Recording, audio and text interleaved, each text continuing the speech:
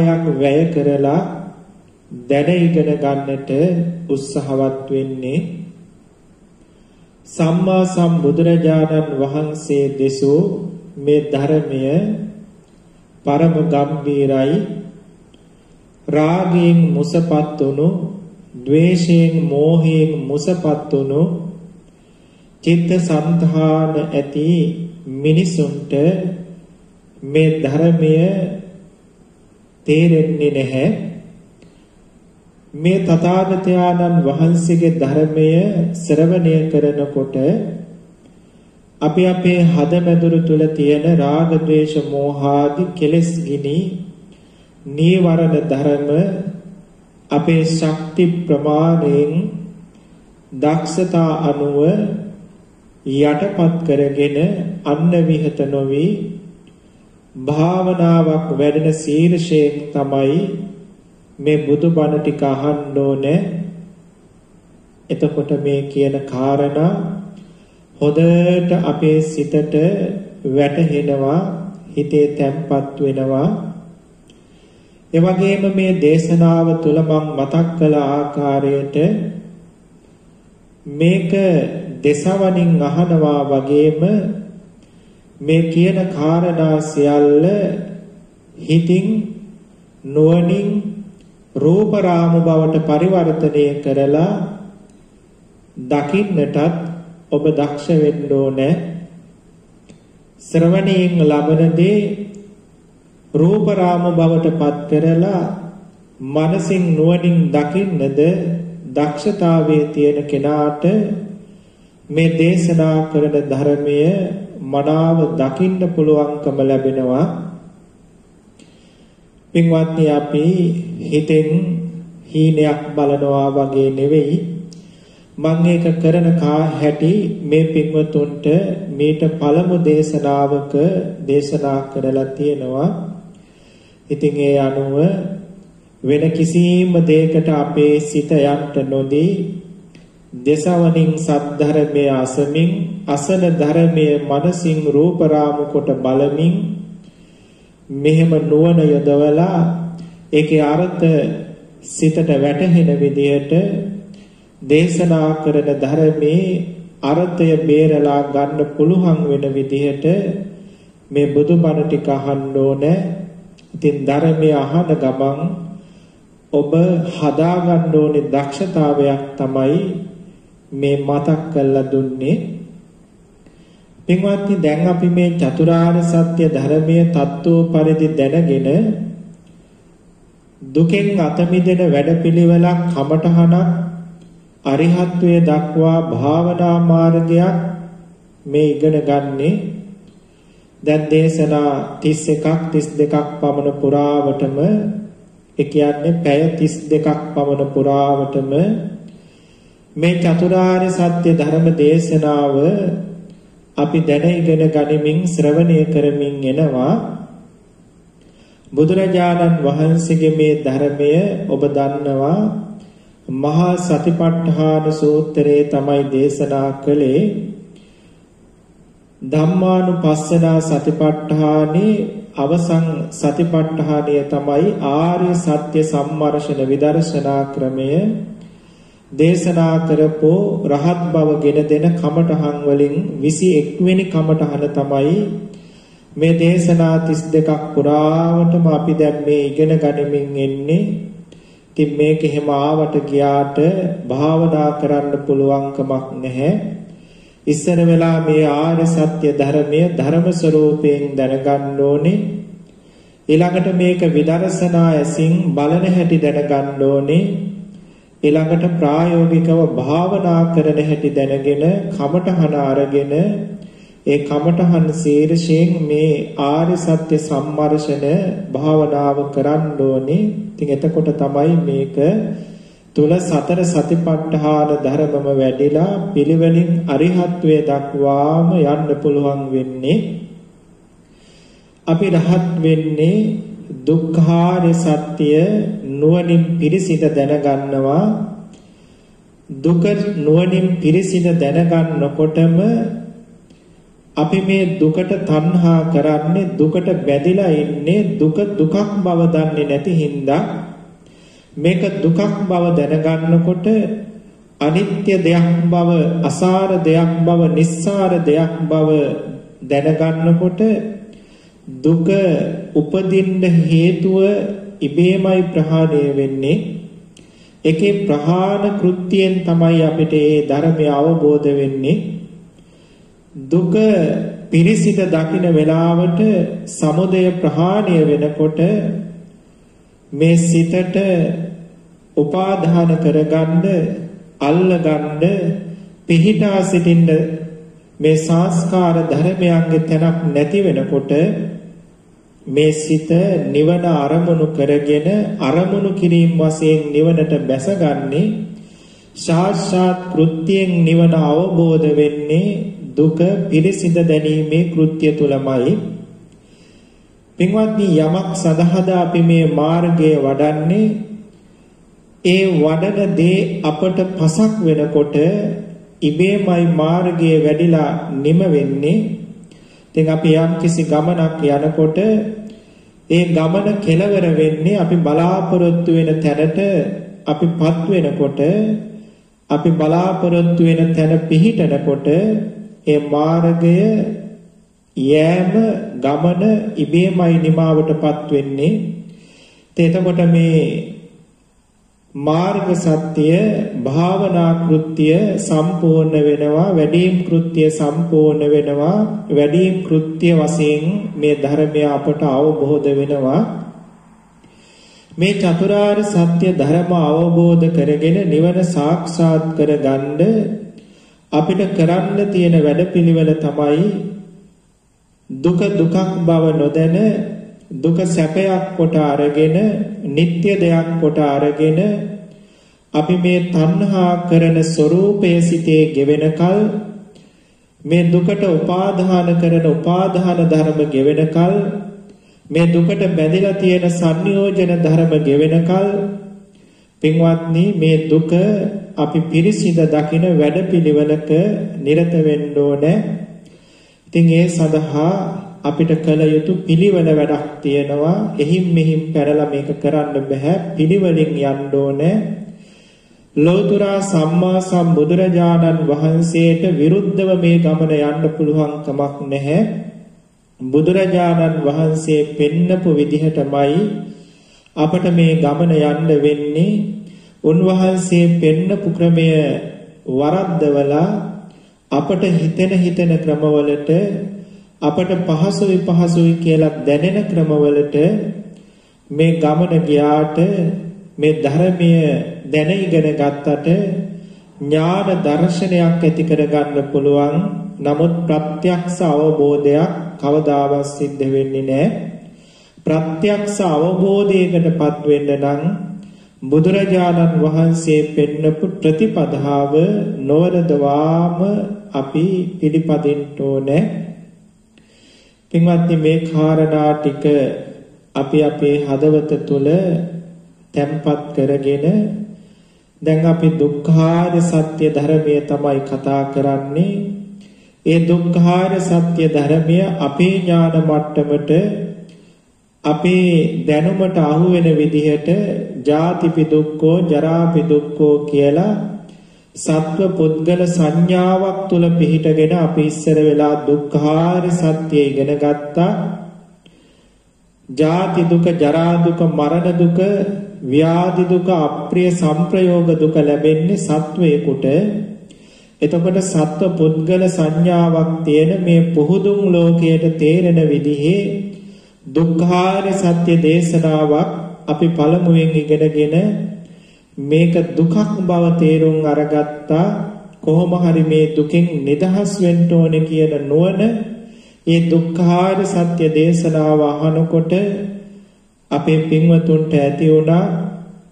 එකක් ගානේ මං දුක පෙන්නකොට අනේ උපන්දා ඉඳලා මේ ජීවිතේ අපි දුකම නේද විඳලා තියෙන්නේ, දුකක් තුලම නේද ඉඳලා තියෙන්නේ, ජීවත් වෙලා තියෙන්නෙම දුකක් පොදි බැඳගෙන නේද, හැම මොහොතකම 11 ගින්නකින් දැවි දැවි නේද ඉඳලා තියෙන්නේ කියන කාරණාව අපේ පින්වත් හැමදෙනාටම වැටහුණා, තේරුණා.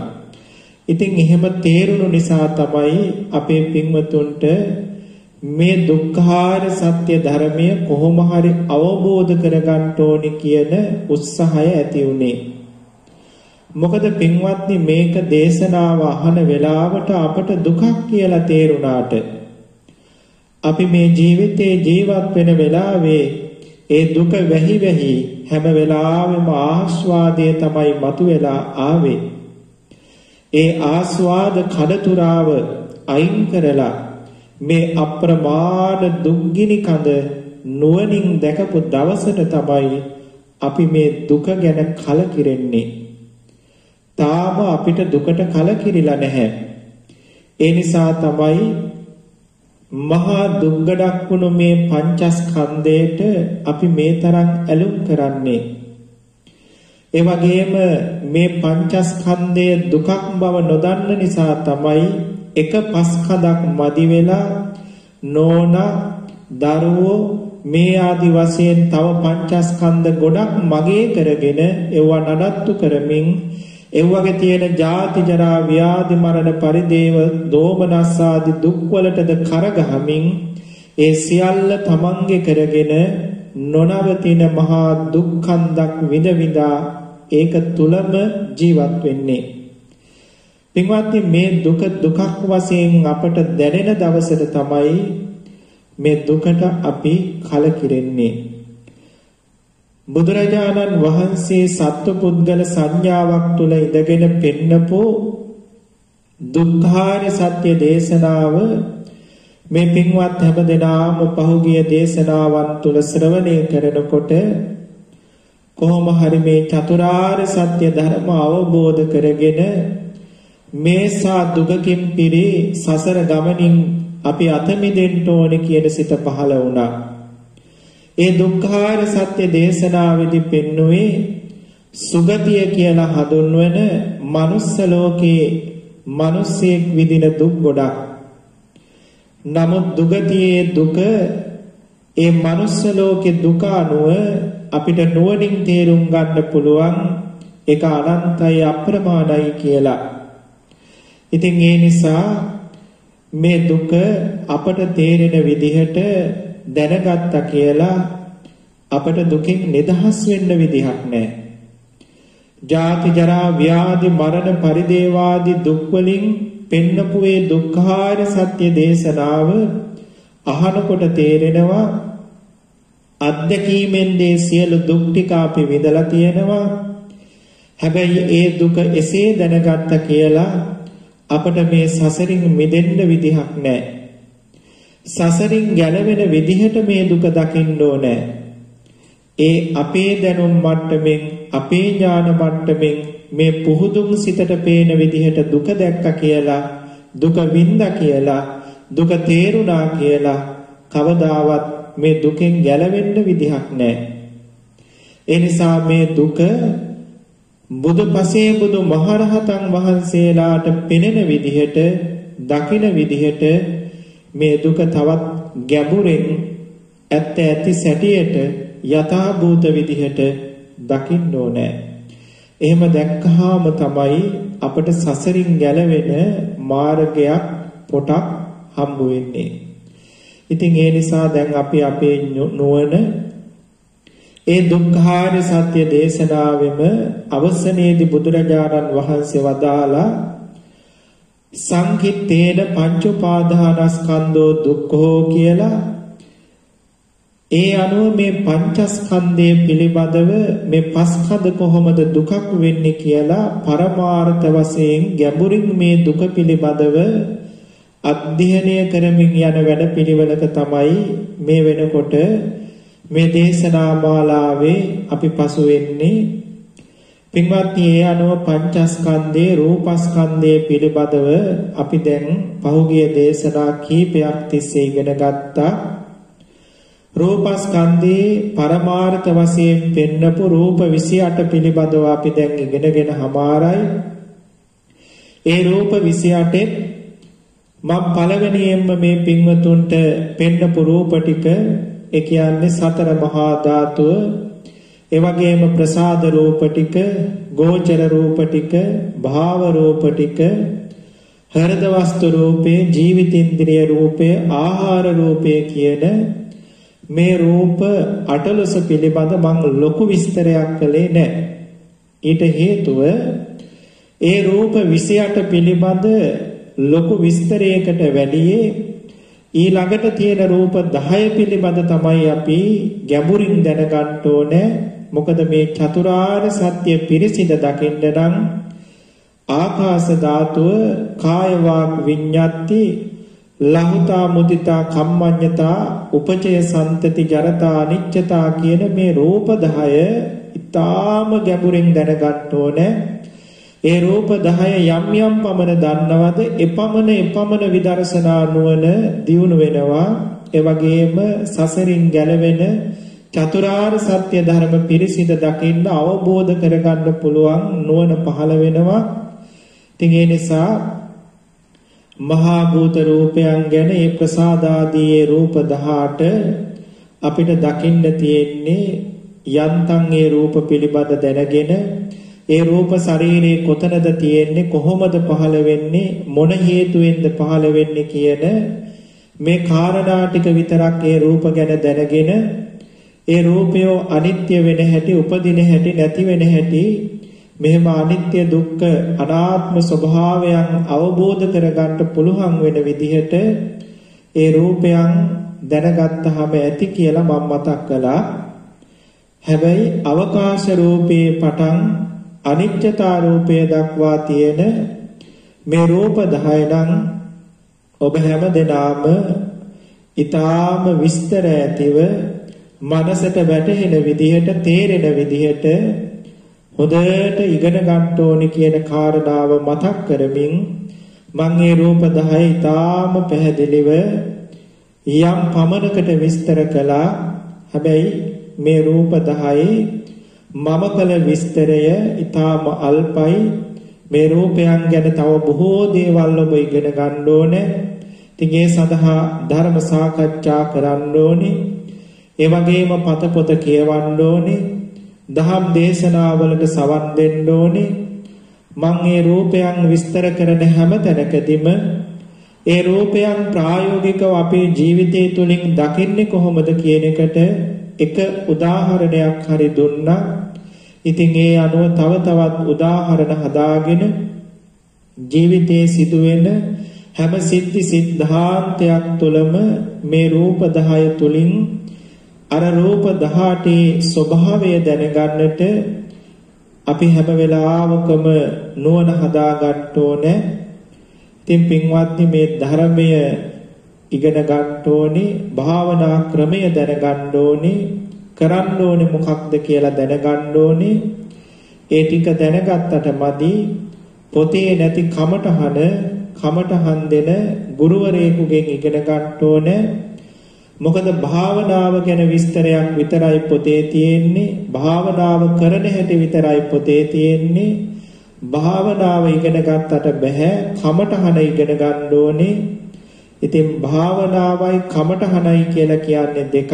ඒ කමටහන පොතේ නෑ, කමටහන තියෙන්නේ ගුරුවරු ගාව. ඉතින් ඒ නිසා භාවනා ඉගෙන ගත්ත පමණින් ඒ ඉගෙනගත්තු දේ අනුව භාවනා කරන්න ගියාට කවදාවත් අපිට භාවනාව වැඩෙන්නේ නැහැ. ඊට හේතුව තමයි භාවනාවයි කමටහනයි කියලා කියන්නේ දෙකක් නිසා. ඒ කමටහන ගුරුවරයෙකුගෙන්ම ලබා ගන්න ඕනේ. ලෞතුරා බුදුරජාණන් වහන්සේගෙන් හරි බුද්ධ පරම්පරාවෙන් ආපු ඒ කමටහනේ ගුරුවරයෙකුගෙන් හරි එක වචනයකින් හරි ඒ කමටහන ගුරුවරයෙකුගෙන් ලබා ගත්තාම ඒ භාවනාව වැඩෙන ස්වરૂපයක් තියෙනවා.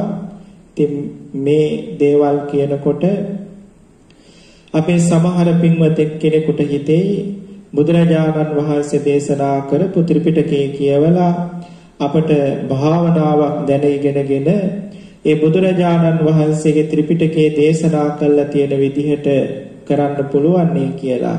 ඔව් පුළුවන්. හැබැයි බුදුරජාණන් වහන්සේ දේශනා කළා තියෙන තැනට එන්න පින්වත්නි අපට කමඨහනක් ඕන වෙනවා. අන්නේ කමඨහන දන්නේ භාවනා වඩලා භාවනා පිළිබඳ පළපුරුද්ද තියෙන ඒ වගේම ඇදුරු පරපුරෙන් ඒ ආවා වූ කමඨහන තුලයි ඒ දක්ෂතාවයේ ඒ දැනුම තුලයි.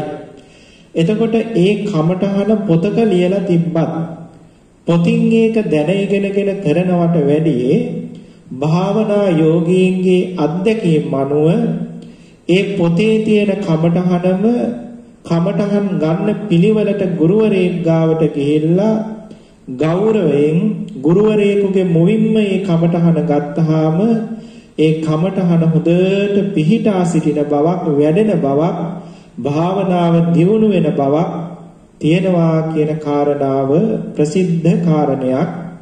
ඉතින් ඒ නිසා මේ භාවනා මාර්ගය මම මේ දේශනා මාලාව තුළ පෙන්වුවාට අපේ පින්වතුන් මේක දැන ඉගෙනගෙන අපි මොකක්ද කරන්න ඕනේ කොහේටද යන්නේ මොකක් කළාමද මොකක් අපට ලැබෙන්නේ මේ කියන කාරණා ටික පිළිබඳ තියෙන සැකසංකා ටික දුරු කරගෙන ඊළඟට ගුරුවරයෙකුගෙන්ම කමඨහන අරගෙන මේ භාවනාව වඩන්න ඕනේ. ඔකට ඕන තරම් කතා ප්‍රවෘත්ති පෙන්වන්න පුළුවන්. එකක් පෙන්වුවොත් ස්වාමීන් වහන්සේලා විශාල ප්‍රමාණයකට කමඨහන් දීලා ඒ කියන්නේ ධර්මයේ කියලා දීලා කමඨහන් දීලා භාවනා උගන්වලා විශාල ප්‍රමාණයක් රහත් කරපු ගුරුවරු පවා අවසානයේදී Tamanට රහත් වෙන්න බැරි බව දැනගෙන ආපහු ගුරුවරු ගාවට ගිහිල්ලා පිළිවෙලින් මම මේ කියන කතාව ඕන කෙනෙක් අහලා ඇති. ඊට පස්සේ පිළිවෙලින් ලොකු ස්වාමීන් වහන්සේගේ පටන් පොඩි ස්වාමීන් වහන්සේ දක්වාම යවුවා. අවසානයේදී සත්‍යවිරති සාමණේර ස්වාමීන් වහන්සේ කිව්වා මම ඔබට කමඨහනක් දෙන්නම්. දැන් මේ ලොකු ස්වාමීන් වහන්සේ නම රහතන් වහන්සේලාම ගෝලියෝ විශාල ප්‍රමාණයක් ඉන්න ස්වාමීන් වහන්සේ නමක්.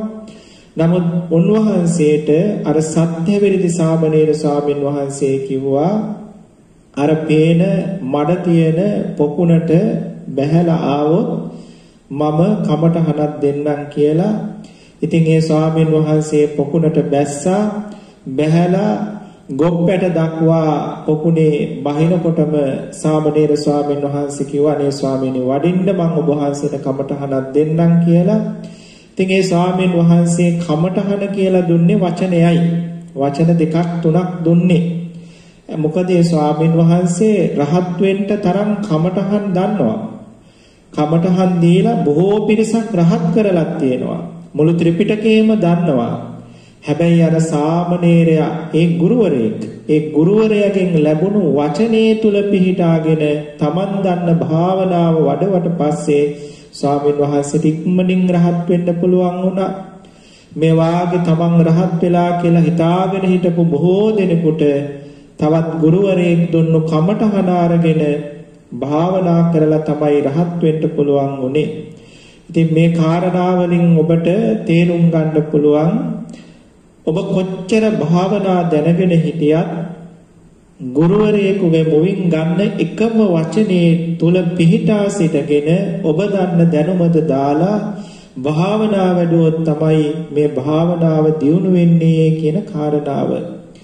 ඉතින් ඒ නිසා අපේ පින්වත් හැමදෙනාම භාවනා දෙන වචන පිළිගන්න පුළුවන් තමන්ගේ හදවතේ ගෞරවය තියෙන මේ ස්වාමින් වහන්සේ කියන විදිහට කළොත් නම් මට සසර දුක්ගිනි නිවන්න පුළුවන් කියන කිසිදු සැකයක් නැති විශ්වාසයක් පිහිටන ගුරුවරයෙකුගෙන්ම කමඨහනක් අරගෙන පින්වත්නි මේ භාවනා මාර්ගේ වඩන්න ඕනේ.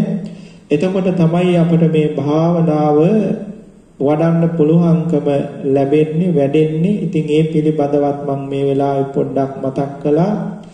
පින්වත්නි එහෙමනම් දැන් අපි හැමදෙනාම තථාගත සම්මා සම්බුදුරජාණන් වහන්සේ පෙන්නපු විදිහටම මේ රූපස්කන්ධයේ රූප 28 පිළිබඳව දැන ඉගෙන ගත්තා. ඉතින් මේ පිළිබඳ තව විස්තර කරනවා නම් ගොඩාක් තියෙනවා.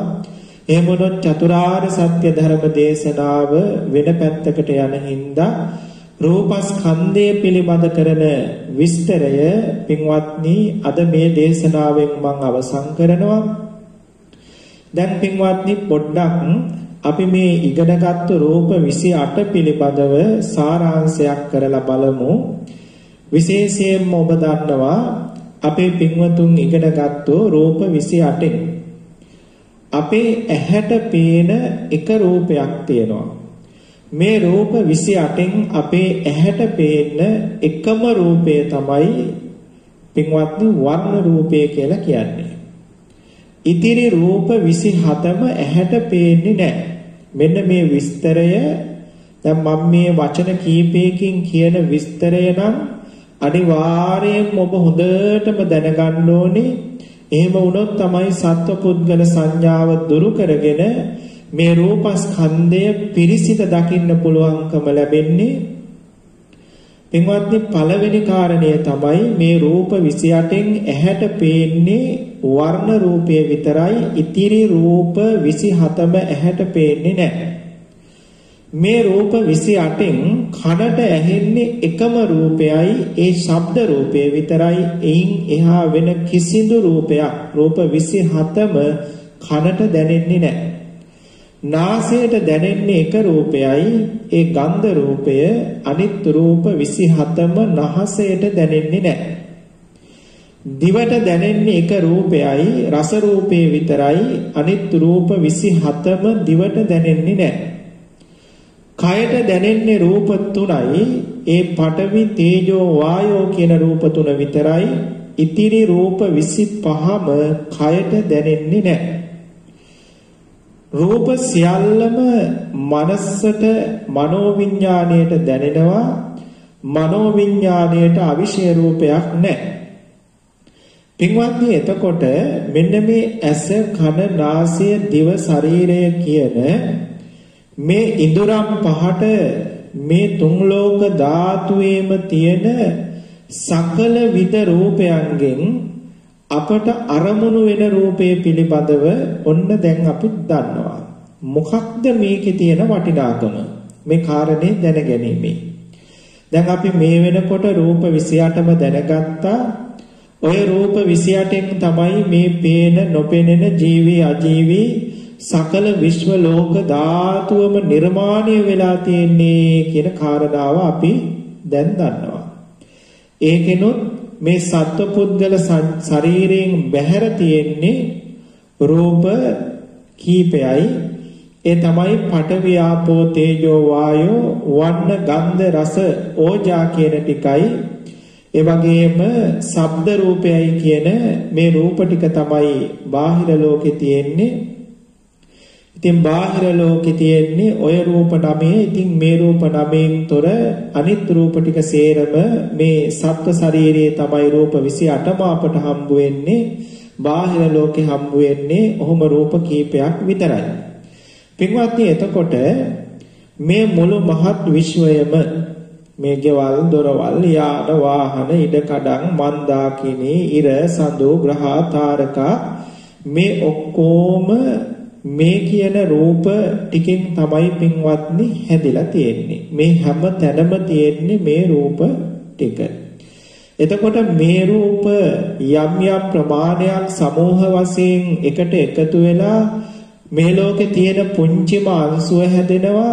ඒ අංශු එකට රාශි වෙලා තමයි මේ ලෝකේ තියෙන සකල විද භෞතික වස්තු සියල්ලම නිර්මාණය වෙලා තියෙන්නේ.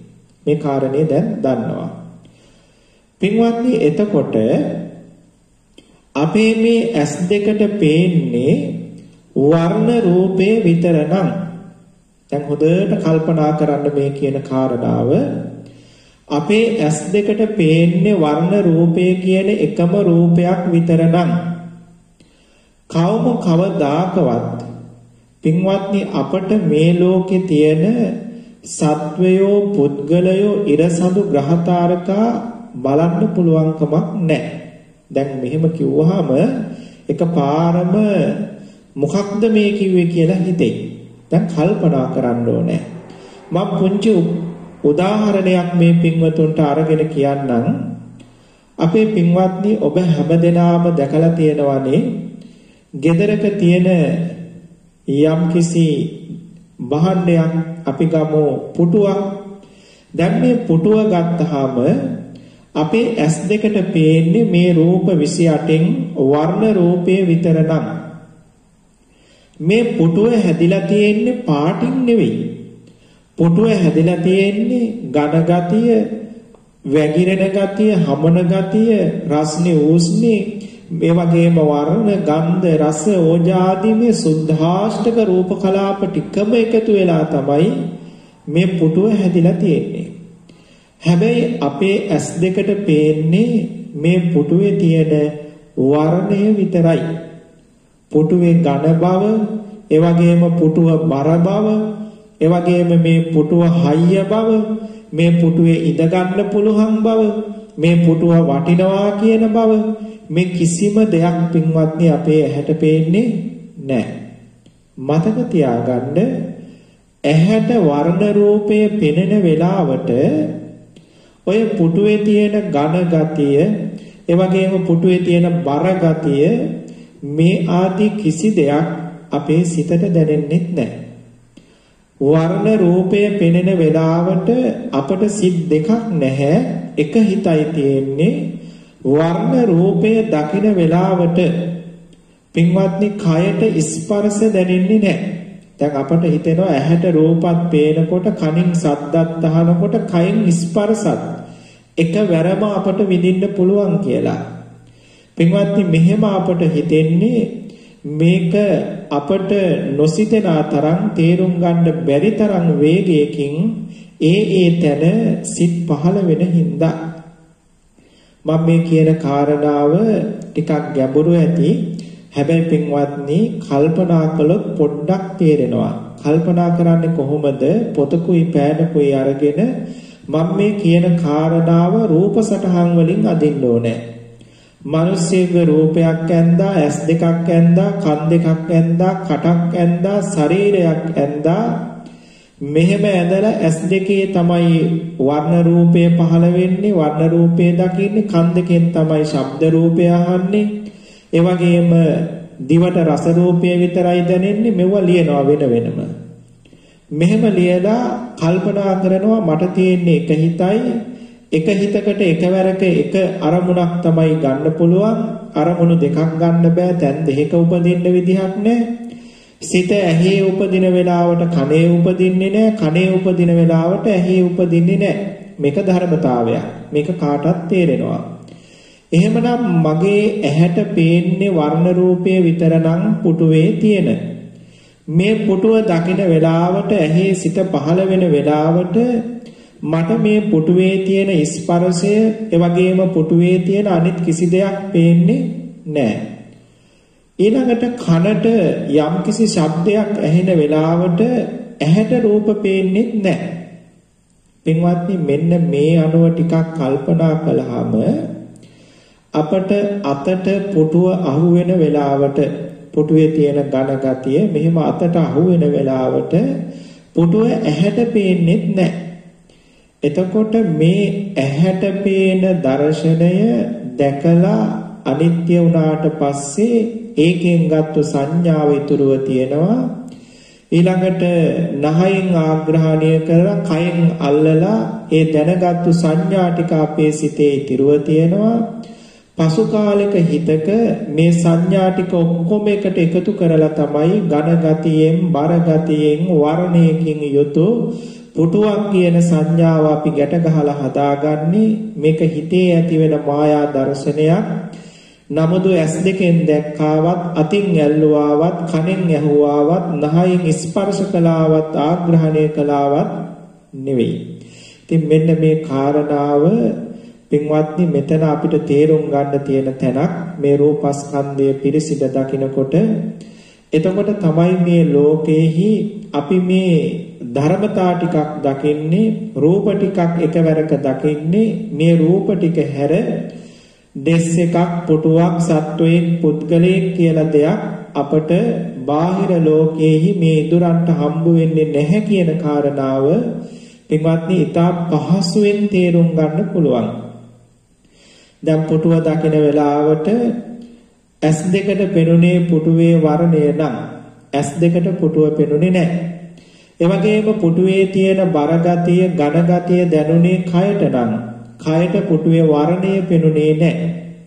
එතකොට හැම වෙලාවෙම අපේ මේ ඇස කන නාසය දිව ශරීරයට මේ රූපයන්ම අරමුණු වුණා මිසක රූපයන්ම දැක්කා මිසක අපි දැක්කා කියලා රැවටෙන පුටුව කවදාකවත් අපට මේ පස්සිදුරන්ගේ එක ඉදුරකට එකවර අරමුණු වෙන්නේ දැනෙන්නේ නැහැ.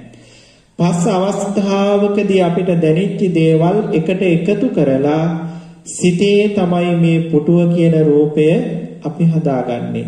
ඒක සිතේ ඇති කරගන්න චිත්ත රූපයක්. ඒ චිත්ත රූපය සිතේ තියෙන බව අපට පේන්නේ නැහැ. ඒ චිත්ත රූපය බාහිරේ මේ තියනවා කියන තැනක, කාමරේ තියනවා කියන තැනක තමයි අපට හිතෙන්නේ. ඉතින් මෙන්න මේ අවුල ලෙහාගත්තු දවසට බාහිරේ අපට පුටුවක් හම්බ වෙන්නේ නැහැ. බාහිරේ අපට හම්බ වෙන්නේ මේ කියපු රූප ටිකක්. ඒ වගේම සිතේ තමයි අපට පුටුව හම්බ වෙන්නේ. එතකොට මේ සිත පහළ වෙන්නේ හෘද වස්තු රූපයේ අඩපතක් පමණ ලේ ඇසුරු කරගෙන තියෙන පුංචි ප්‍රසාද රූපයක කියලා අපි දන්නවා. ඔය කියන පුංචි ප්‍රසාද රූපේ මිනිස්සෙකුට ඉඳ ගන්න පුළුවන් වෙන විදිහේ පුටුවක් කවදාවත් නැහැ කියන කාරණාව අපි දන්නවා. එතකොට මහා විශ්වයක් ලොකු පුද්ගලයෝ නළු නිළියෝ අපේ ෆෝන් එකේ වීඩියෝ එකක් බලන වෙලාවට දුරකථනේ ඒකේ නළු නිළියෝ ඉන්නවා කියලා අපට පෙනුනට අපේ නුවණ හොඳටම දන්නවා ඒ නළු නිළියෝ කිසි කෙනෙක් පණ පිටින් මේ ෆෝන් එක ඇතුලේ නැහැ කියලා. මොකද එච්චර ලොකු සත්ව ශරීරයකට මේ පුංචි දුරකථනයක් ඇතුලේ ඉන්න පුළුවන් කමක් නැහැ. එතකොට මේක මේ දුරකථනේ තාක්ෂණයෙන් ඇති කරලා දෙන රූප රාමු පෙළක් විතරයි මේක ඇතුලේ නළුවෙක් නිලියෙක් නැහැ කියන එක අපේ නුවණ හොඳටම දන්නවා. පින්වත්නි මේ වාගේ අපේ මේ හෘද වස්තු රූපේ පහළ වෙන මේ පුංචි සිතේ මේ ධර්මතාවයේ කොහොමටවත් දෙස් එක්කට පුටුවකට පවතින්න බැහැ කියන කාරණාව අපි දන්නවා. මේක සිතේ පහළ වෙන රූප නිමිත්තක් විතරයි කියන නුවණ අපිට එතකොට උපදිනවා. අර දුරකථනේ ඉන්න තියෙන දේවල් බොරු මේ දුරකථනේ තියෙන රූප විතරයි ඒක අපට පරිහරණයට ගන්න බෑ කියන නුවණ අපට තියෙනවානේ.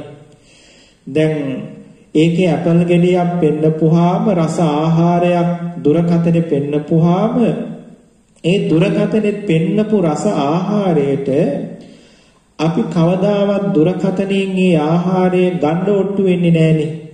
දැන් පුංචි දරුවෙකුට ඕක පෙන්නුවොත් නම් එයා හිතනවා දුරකථන ඇතුලේ ඇපල් ගෙඩියක් තියෙනවා කියලා. ඒ නිසා එයා ඒ තිරේට ගහලා කොහොම හරි පහුරු ගාලා ඒ ඇපල් ගෙඩිය කන්න හරි අරගන්න හරි ඔට්ටු වෙනවා. හැබැයි පින්වත්නි අපි වැඩිහිටි අය දන්නවා මේ දුරකථනයේ ඇතුලේ ඇපල් ගෙඩියක් නෑ රූපයක් විතරයි තියෙන්නේ කියලා.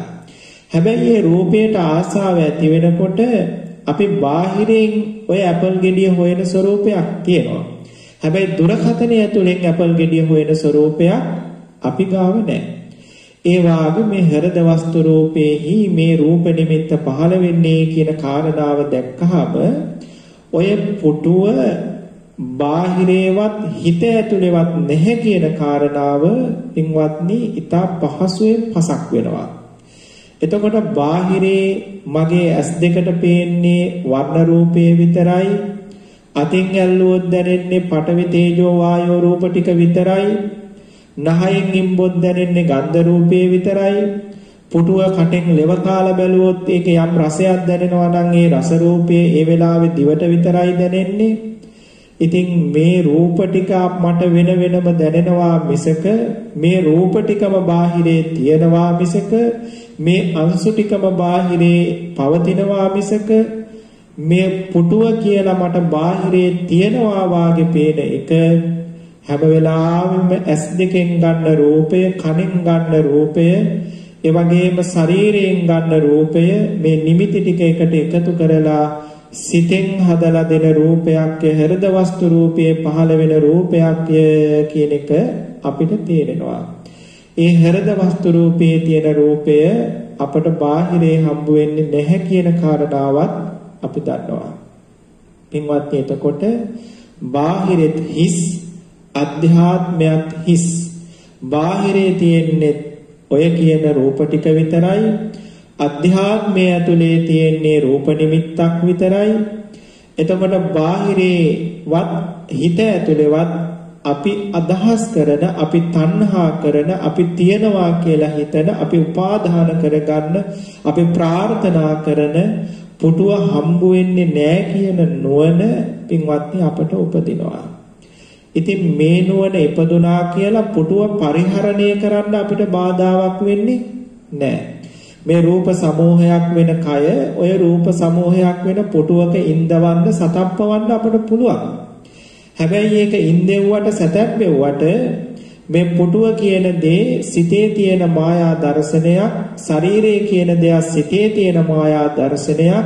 අර කියපු රූප ටිකක් ඉඳවනවා සතප්පවනවා කියන නුවණ පින්වත්නි හැම වෙලාවෙම අපට එළඹ සිටිනවා. එතකොට පුටුව පරිහරණය කරනවා, පුටුව අවශ්‍ය විදිහට නඩත්තු කරනවා. නමුත් ඒ පුටුවට තණ්හා කරන ස්වરૂපයක්, පුටුව ඇති වෙලා නැති වෙලා යනකොට අනිත්‍ය වෙනකොට දුක් වෙන ස්වභාවයක්, ඒ පුටුව උපාදාන කරන ස්වરૂපයක් සිතේ ඇති වෙන්නේ නැත්තේ බාහිරේවත් අධ්‍යාත්මේවත් පුටුවක් නැත්, දෙපැත්තම තුච්චයි හිස් කියන එක පිළිබඳ නුවණක් අපේ සිතේ උපදින හින්දා. පින්වත්නි, මෙහෙම තමයි මේ රූපස්කන්ධය පිරිසිඳ දකිනකොට ප්‍රායෝගිකව එදිනදා ජීවිතේ හම්බෙන හැම දෙයක්ම, හම්බෙන හැම රූපස්කන්ධයක්ම අධ්‍යාත්මික වේවා, බාහිර වේවා, දූරේ වේවා, සන්තිකේ වේවා, මේ හැම රූපස්කන්ධයක්ම 11 ආකාර වූ අතීතයේ හම්බුණු රූප, අනාගතයේ හම්බ වෙන රූප, දැන් මේ වෙලාවේ අපිට හම්බ වෙන රූප, ඒ වගේම දුර තියෙන රූප, ළඟ තියෙන රූප, හීන රූප, ප්‍රනීත රූප, මේ ආදි වශයෙන් අධ්‍යාත්මික බාහිර මෙහෙම හම්බ වෙන හැම රූපයකම ස්වභාවය පින්වත්නි මේ විදිහට අපි පිරිසිඳ දැක්කොත්, මම මේ පෙන්වුවේ එක ක්‍රමයක්, තව ක්‍රම ගොඩක් තියෙනවා. ඒ හැම ක්‍රමයක්ම දේශනා කරන්න ගියොත් මේ දුක්ඛාර සත්‍ය කතාව වෙනම පැත්තකට හැරෙන නිසා තමයි මම හැම වෙලාවෙම විස්තර කළ යුතු කොටස කෙටි කරන්නේ. හැබැයි මේක තුල ඉගෙනගත යුතු දෙයක්, දත යුතු දෙයක්, පුහුණු විය යුතු දෙයක් තියෙනවා කියන නුවණ ඔබ ගාව තියාගෙන මේ පිළිබඳ විස්තර හොයාගන්න.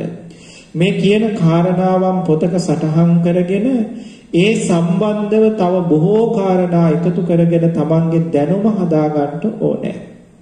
පින්වත්නි, දැන් ඔබට තේරෙන්නේ නැති මේ රූපස්කන්ධය මේ විදිහට පිරිසිඳ දැක්කොත් මේ රූපය පිළිබඳව තණ්හා කරලා සසර හදාගන්න බව ගෙවෙනවා කියන කාරණාව මතක තියාගන්න. මේ සරලව කියපු වචන ටික ප්‍රායෝගිකව දකින්න යනකොට තව බොහෝ විස්තර විවරණ තියෙනවා. ඉතින් ඒවා ඒ විදිහට දැන ඉගෙන ගත්තොත් තමයි අපට මේක පින්වත්නි ඉතා පහසුවෙන් නිවන් මඟ යන්න පුළුවන් වෙන්නේ. අපි හිතුවට මේ ධර්මය අපට තේරෙන්නේ නැහැ, ගැඹුරුයි කියලා. පින්වත්නි, ඒ ධර්මය ගැඹුරු වෙලා තියෙන්නේ, ඒ ගැඹුරු ධර්මය තේරුම් ගන්න එක්ක ඔබට උත්සාහයක් නැහැ. නැත්තම් ඔබේ උත්සාහයට හරියන විදිහට, තේරෙන විදිහට ඒ ධර්මයේ කියලා දෙන ගුරුවරයෙක් ඔබට හම්බ වෙලා නැහැ. මේ කාරණා දෙකම මුණ නොගැහෙන නිසා තමයි මේ ධර්මයේ ගැඹුරුයි කියන බවක් අපට දැනෙන්නේ. පින්වත්නි, මේ ධර්මයේ ගැඹුරුවත් සරලවත් නැහැ. මේ ධර්මයේ පවතින ආකාරයෙන් පවතිනවා. ඒක කෙනෙකුට ගැඹුරු වෙන්නේ, කෙනෙකුට ලිහිල් වෙන්නේ නැහැ. මේක ලෝකේ පවතින සදාතනික ධර්මයක්. ඒක ඒ ආකාරයෙන්ම පවතිනවා. ඉතින් අපි අපේ දක්ෂතාවය අනුව තමයි ඒ ධර්මයේ ගැඹුරුද ලිහිල්ද කියලා බෙදාගන්නේ. මේ ලෝකයේ ධර්මයේ ගැඹුරු ධර්මයේ හරි ලිහිල් ධර්මයේ හරි කියලා ධර්මයක් පින්වත්නි මේ ලෝකේ නැහැ. ධර්මයේ හැම වෙලාවෙම ධර්ම ස්වરૂපයෙන්ම පවතිනවා. ඒක තේරුම් ගන්න නුවණ අඩු කෙනෙක් ගාවට ආපුවාම එයාගේ නුවණ මදි නිසා එයාට ගැඹුරුයි වාගේ තේරෙනවා. නුවණ හොඳට තියෙන කෙනෙක් ධර්මයේ ගාවට ආපුවාම එයාගේ නුවණ තියෙන හින්දා පින්වත්නි එයාට ධර්මයේ සරලයි වාගේ තේරෙනවා. ධර්මයේ හැමදාමත් පවතින ආකාරයෙන්ුයි පැවතුනේ. ඒ නිසා ඔබ කවදාවත් සරල ධර්මයක්වත් ගැඹුරු ධර්මයක්වත් හොයන්න එපා. තථාගත බුදුරජාණන් වහන්සේගේ ධර්මයේ හැමදාමත් පරම ගම්බීර වේ පවතින විදිහේ පවතිනවා. ඒ ධර්මයේ පරම ගම්බීරයි කියන්නේ ලෝකයේ ඉන්න නුවණ මද පුද්ගලයන්ට ඒ ධර්මයේ ගම්බීරයි. නුවණ තියෙන උතුමන් වහන්සේලාට බුදුපසේ බුදු මහරහතන් වහන්සේලාට ඒ ධර්මයේ උන්වහන්සේලාගේ නුවණ ගාවට එනකොට ගම්බීර නැහැ. ඒ ධර්මයේ හැමදාමත් පවතින ආකාරයෙන් පැවතුනේ. ඒ නිසා ධර්මයට අත ගහන්න එපා. ධර්මයේ වෙනස් කරන්න යන්න එපා. ධර්මයේ සරල කරන්න යන්න එපා. එහෙම වුණොත් ධර්මයේ නොවෙනවා. ධර්මයට හානි කරන්න එපා. ධර්මයට හිංසා කරන්න එපා. ධර්මයට පවතින විදිහටම පවතින්න දෙන්න. අපේ දැනුම, අපේ නුවණ, අපේ දක්ෂතා මෙව හදාගෙන ඒ බුදුරජාණන් වහන්සේ දෙසූ ධර්මය නුවණින් දකින්නට, පිරිසිඳ දකින්නට උත්සාහවත් වෙමු. පින්වත්නි, එහෙමනම් මේ දේශනා කරපු දේශනාවේ ගැටලු තැන් තියෙනවා නම්, නොතේරුණු තැන් තියෙනවා නම්, දැනගන්න අවශ්‍ය තැන් තියෙනවා නම් මගෙන් හරි නැත්නම් කාගේ හරි මේ ධර්මයේ පිළිබඳ දන්න ගුරුවරයෙකුගෙන් හරි ධර්ම දේශනාවන් තුලින් හරි පතපොතින් හරි දැනගෙන මේ කියපු කාරණා ජීවිතයට එකතු කරගෙන මේ රූපස්කන්ධය පිරිසිඳ දකින්නට ඔබ හැමදෙනාම උත්සාහවත් වෙන්න. ඉතින් මේ කියලා දුන්නේ පුංචි කාරණයක් විතරයි. ඉතින් ඒ කාරණා ඔස්සේ ඔබේ නුවණ හදාගෙන මේ මතු කරලා දුන්නු පාර තව තවත් සුද්ධ කරගෙන පිරිසිදු කරගෙන ඒ පාර තව තවත් හොඳට තේරුම් අරගෙන ඒ තුල ගමන් කිරීම ඔබට අයිති. අපි පෙන්වුවා විතරයි, මතක් කළා විතරයි. පින්වත්නි, එහෙමනම් අද දවසේ මේ රූපස්කන්ධය පිළිබඳ යම් කාරණා කීපයක් අපි දැනගත්තා. මේක තව ටිකක් විස්තර කරන්න ඕනේ. පින්වත්නි, මේ අටවිසි රූපයන්ගේ මේ විස්තරය පිළිබඳව තව පුංචි කාරණා කීපයක් කියලා දෙන්න තියෙනවා. අපි ඒකේ ඊළඟ දේශනාවේදී අපේ පින්වතුන්ට මතක් කරන්නම්. අද කාල වේලා ඉක්ම ගියා. මෙපමණ වේලාවක් මේ උතුම් සද්ධර්මයේ ශ්‍රවණය කරලා අපේ සත්පුරුෂ මව්පිය දූ දරුවෝ ඔබ හැමදෙනාම ජනිත කරගත්තු අප්‍රමාණ මහා කුසල් ධර්මය ඒකාන්තයෙන් ඔබ හැමදෙනාටම මහත්ඵල මහානිසංස භාවයටපත් වේවා. මේ බුදුරජාණන් වහන්සේ දේශනා කොට වදාළ පරම ගම්බීර ධර්මයේ මනවින් දැන ඉගෙනගෙන මේ පෙන්නපු විදිහටම මේ බාහිර ලෝකයේ තියෙන රූපස්කන්ධයට අදාළ සකල විද දේවල්, දැන් වේදනා, සංඥා, සංකාර, විඥාන කියන සියල්ල තියෙන්නේ සත්වචිත්ත සංතාන තුල. රූපස්කන්ධය විතරයි බාහිරේ හම්බ වෙන්නේ. මේ මුළු විශ්ව ලෝක ධාතුවේම සත්වචිත්ත සංතානයේ හැරෙනකොට සත්වපුද්ගල ශරීරයත් බාහිර ලෝකයේ තියෙන විශ්ව ලෝකයේ හැමදේමත් අයිති වෙන්නේ මේ රූපස්කන්ධයට. ඒ නිසා මේ රූපස්කන්ධය පිරිසිඳ දැක්කොත් පින්වත්නි, සසරින් ගැලවෙන වැඩපිළිවෙලේ දෙකෙන් පංගුවකටත් වඩා ප්‍රමාණයක් ඔබ සම්පූර්ණ කරගත්තා වෙනවා. ඉතින් ඒ නිසා මේ සකල විද ලෝක ධාතුවක් අපට නිර්මාණය වෙලා තියෙන්නේ අපේ චිත්ත සංතාන තුල. මේ ඉරසදු ග්‍රහ තාරකා යාන වාහන ගෙවල් දොරවල් මන්දාකිනි ග්‍රහලෝක මේ සියල්ලම තියෙන්නේ අපේ චිත්ත සංතානේ හෘද වස්තු කුහරේ පහළ වෙන චිත්ත රූප ටිකක්, මායා දර්ශන ටිකක්. නමුත් මේ මුළු ලෝකේ බාහිරේ තියෙන්නේ මේ පෙන්නපු රූප ටික විතරයි. එව්වත් මොහොතක් ගානේ ඇති වෙවි නැති වී යන සාර වශයෙන් ගන්න බැරි ක්‍රියා ස්වરૂපයන් විතරයි. පඨවි ධාතුව කියන්නේ සාර වශයෙන් ගන්න නැති ක්‍රියා ස්වરૂපයක්. ආපෝ ධාතුව වැగిරෙන බව කියන්නේ ක්‍රියා ස්වરૂපයක්, ධර්මතාවයක්. ඉතින් එතකොට මේ මුළු ලෝකයම අපි හිත ඇතුලේ නේද හදාගෙන තියෙන්නේ, හිතෙන්ම නේද ගොඩනගාගෙන තියෙන්නේ, හිතෙන්ම නේද මේ ලෝකය නිර්මාණය කරගෙන තියෙන්නේ කෙනා කියන එක පින්වත්නි අපේ නුවණට දැනෙනවා. එහෙම දැනෙච්ච දවසට කොහේ හරි තැනක S2 පියාගත්තාම මේ ලෝකයෙන් නිදහස් වෙන්න, ලෝකයට නොඇලී ඉන්න පුළුවන් වැඩපිළිවෙලේ නිරත වෙන්න පුළුවන් නේද කියන කාරණාව පින්වත්නි එතකොට දැනෙනවා. එතකොට අපිට මේ ලෝකයෙන් නිදහස් වීමේ වැඩපිළිවෙල සිත ඇතුළෙන්මයි කරන්න තියෙන්නේ. මොකද ලෝකය හදාගෙන තියෙන්නේ සිතේ ඇතුළේ නිසා අපට ලෝකයෙන් නිදහස් වෙන වැඩපිළිවෙල, ලෝකයෙන් අත මිදෙන වැඩපිළිවෙලත් මේ සිත ඇතුළෙන්ම S2 පියාගෙන කරන්න තියෙන වැඩක්. ඉතින් පින්වත්නි ඒ නිසා මේ පෙන්නපු ආකාරයට තව තවත් ඔබේ දහම් දැනුම දියුණු කරගෙන මේ කාරණා හොඳට පැහැදිලිව පිරිසිදුව ඉගෙනගෙන මේ ධර්මයේ ඔබ ඉගෙන ගත්තට ඔබ කල යුත්තේ මොකක්ද කියලා දැනගන්න ඕනේ.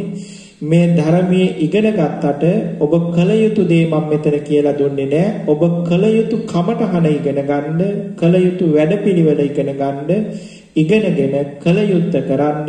එතකොට මේ පෙන්නපු ධර්මය ඔබට ඉබේටමයි අවබෝධ වෙන්නේ. මේ පෙන්නපු ඥානය ඔබට ඉබේටමයි ලැබෙන්නේ. ඉතින් එතකොට ඔබ හැම දිනාටම මේ සංසාර සාගරයෙන් අත මිදලා සාන්ත අමා මහ නිවනටපත් වෙන්න පුළුවන්කම ලැබෙනවා.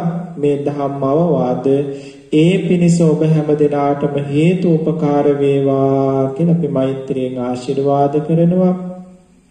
මේ සිදු කරගත් උතුම් කුසල් ධර්මය අපේ ගෞරවනීය ලොකු ස්වාමින් වහන්සේටත් අනුමෝදන් වේවා. ස්වාමින් වහන්සේත් නිදුක් වේවා, නිරෝගී වේවා, සුවපත් වේවා. සසුන් ගුණ පිළිවෙත් පුරා නිවන් පුර වඩිත්වා කියලා අපි මෛත්‍රියෙන් මිරහවත් ලොකු ස්වාමින් වහන්සේටත් පින් දෙනවා. ඒ වගේම සියලුම ගෞරවනීය කල්යාණ මිත්‍ර මහ සගරුවනට සසුන් කෙත බබළුවා නිවන් පුර වඩින්නට මේ පින් උපකාර වේවා කියලා අපි මෛත්‍රියෙන් පින් දෙනවා. ඒ වගේම අපේ මේ දුබායි ලංකාරාම භාවනා මධ්‍යස්ථානයේ ඒ දායක සභාවේ සභාපතිතුමන් ඇතුළු දායක මණ්ඩලයේ හැම දෙනාටම, ඒ වගේම සිව්පස් දායක කාරකාදී පින්වත් හැම දෙනාටම මේ පින්බිම් පවත්වන්නට නිරතුරුවම නම් අයුරෙන් උදා උපකාර කරන හැම දෙනාටම, සංඝ උපස්ථාන කරන හැම දෙනාටම මේ උතුම් පින් අයිති වේවා. ඒ හැම දෙනාටමත් මේ බුදු පෙරහැර අතනුහැර නිවන දක්වාම යාගන්ට ලැබේවා කියලා අපි මෛත්‍රියෙන් ආශිර්වාද කරනවා. ඒ වගේම අපේ මාතෘ භූමියටත් අපි ජීවත් වෙන මේ දේශයටත් මුළු මහත් ලෝකයටත් මේ සියලු රෝගෝපද්‍රවයන්ගෙන් අත මිදලා සැනසෙල්ලක්ම උදාපත් වේවා කියලා අපි මෛත්‍රී කරනවා.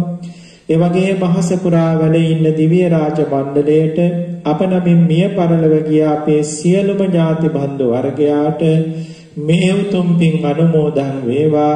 මේ හැම පින් අනුමෝදන් වෙලා ඒ හැම දිනාටම සැනසෙල්ලක්ම වේවා කියලා අපි මෛත්‍රියෙන් පින් අනුමෝදන් කරමු.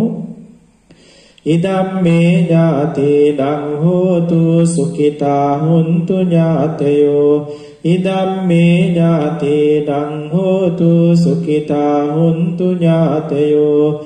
ආකාසට්ඨා ච බුම්මට්ඨා දේවා නාග මහින්దికා පුඤ්ඤන්තං අනුමෝදිත්වා චිරන් රක්ඛන්තු ශාසනං චිරන් රක්ඛන්තු දේශනං චිරන් රක්ඛන්තු මම් පරන්ති.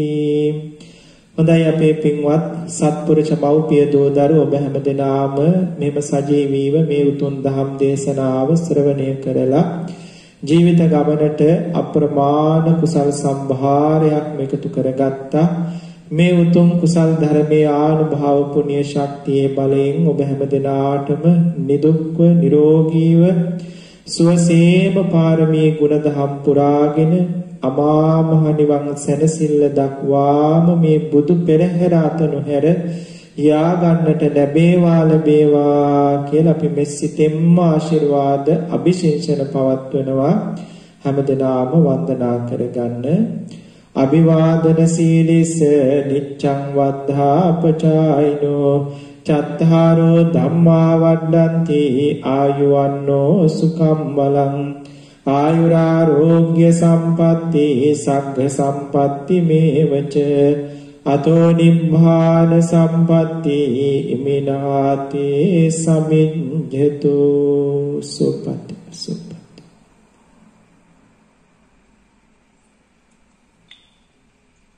ස්වාමීන් වහන්සේ වන්දනා කරමු. ඕකාස වන්දාමි බන්තේ සුපති. මයා කතං පුඤ්ඤං සාමිනානුමෝදිතබ්බං සාදු සාදු අනුමෝදාමි. සාමිනා කතං පුඤ්ඤං මයං දාතබ්බං සාදු අනුමෝදිතබ්බං. සාදු සාදු අනුමෝදාමි. ඕකාස ద్వාරත්තේන කතං සබ්බං අච්ඡයං කමත මේ බන්තේ අමාමි කමිතබ්බං. ඕකාස කමාමි බන්තේ සුපති. තියම්පි ඕකාස කමාමි බන්තේ සුපති. තියම්පි ඕකාස කමාමි බන්තේ සුපති. සාදු සාදු සාදු.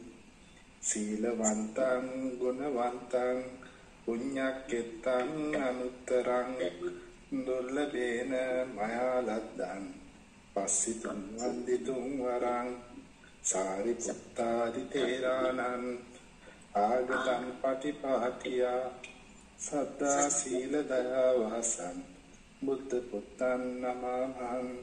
සාදු සාදු සාදු. අවසරයි ස්වාමීන් වහන්සේ. සතියේ සඳුදා දින හැර සෑම දිනකම රාත්‍රී 9 සිට 10 දක්වා ආර්ය සත්‍ය සම්මර්ෂණ විදර්ශනා ක්‍රමයේ යන මාතෘකාව යටතේ දුබායි ශ්‍රී ලංකාරාම වාසී ත්‍රිපිටකාචාර්ය විනය විශාරද කතිකාචාර්ය පූජනීය නාමල්ගුමේ විජේසීලි ස්වාමීන් වහන්සේ විසින් පවත්වන ධර්මදේශනා මාලාවේ අද දින දේශනාව මෙසේ නිමවටපත් වේ. අපගේ ගෞරවනීය ස්වාමීන් වහන්සේ විසින් තාමත් ගම්භීර ධර්ම දේශනාවක් අද දින අපගේ අනුකම්පාවෙන් පවත්වනු ලැබුවා. ඉතින් එම ධර්ම දේශනාවෙන් අපි රැස් කරපු සියලුම කුසල් අපගේ ගෞරවනීය ස්වාමීන් වහන්සේට නිදුක් නිරෝගී දීර්ඝායුෂ පිණිසත් පතන් අවබෝධයෙන් උතුම් චතුරාර්ය සත්‍ය අවබෝධය පිණිසම හේතු වාසනාව වේවායි සාදු නාද දෙමින් අනුමෝදන් කර සිටිමු. සාදු සාදු සාදු.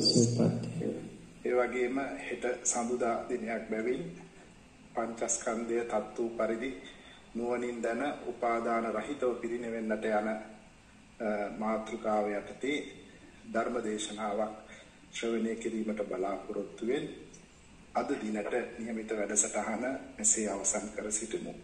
ඔබ සැමට තෙරුවන් සරණයි. අවසරයි ස්වාමීන් වහන්සේ.